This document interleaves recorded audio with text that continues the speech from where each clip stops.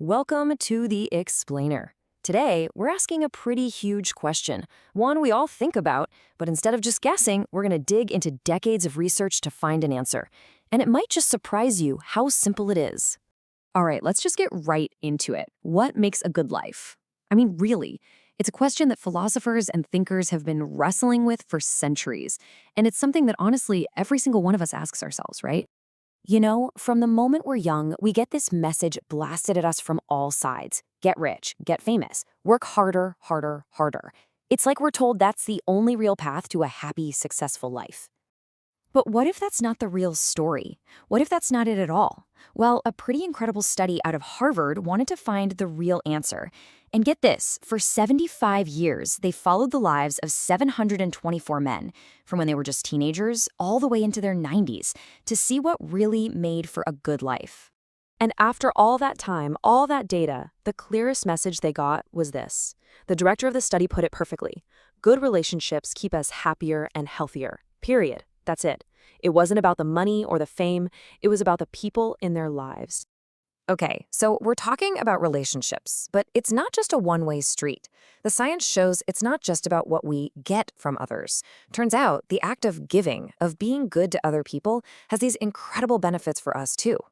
Now, there's a word for this: altruism. It sounds a bit academic, but it's really simple. It just means caring about other people, looking out for their well-being through kindness and compassion. And this is where it gets really fascinating. Look at this. Study after study confirms it. It doesn't matter who they looked at, older couples, volunteers, you name it. When people gave support to others, they had a lower risk of dying. They felt a stronger sense of purpose. The evidence is just overwhelming. And we're not talking about a small bump here. We're talking about a huge impact on how long you live. Think about this: 10 years. One really famous study looked at the personal writings of nuns from when they were young. Decades later, the ones who expressed the most positive emotions, well, they lived about 10 years longer. That is incredible. And it gets even cooler.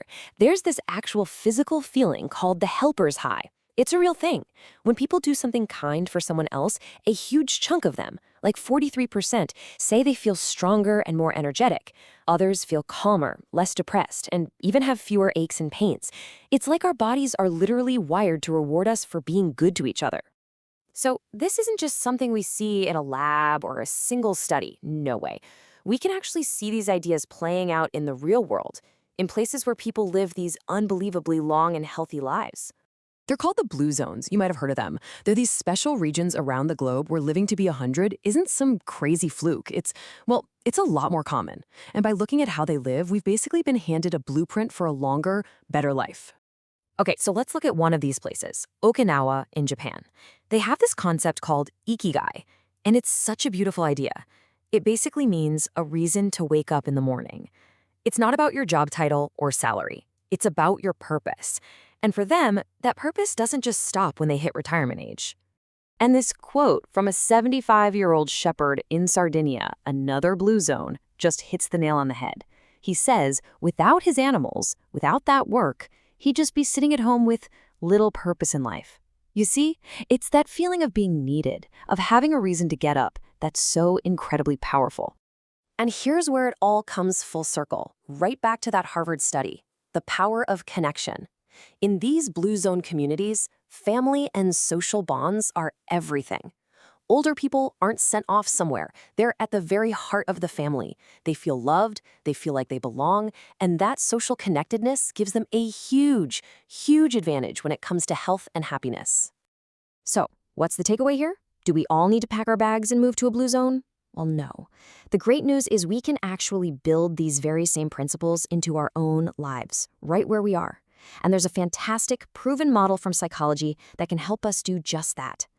So let's talk about this framework. It's an acronym, PERMA, and it's a super helpful way to think about what a truly happy, flourishing life looks like.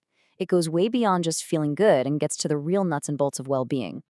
Okay, so PERMA stands for 5 key things. P is for positive emotion. That's the obvious one, just feeling good.